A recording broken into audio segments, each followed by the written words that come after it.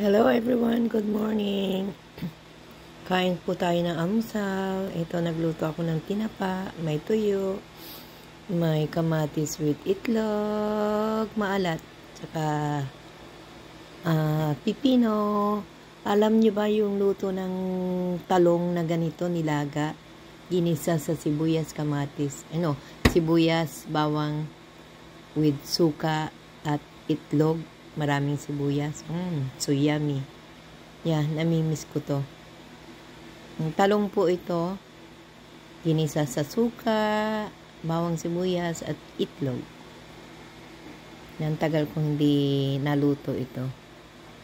Okay guys, shout out everyone. Kain na po tayo. Pinoy breakfast. Okay, bye guys. Thank you for watching my short video. Hajaden, good morning. Good morning. Okay, bye guys.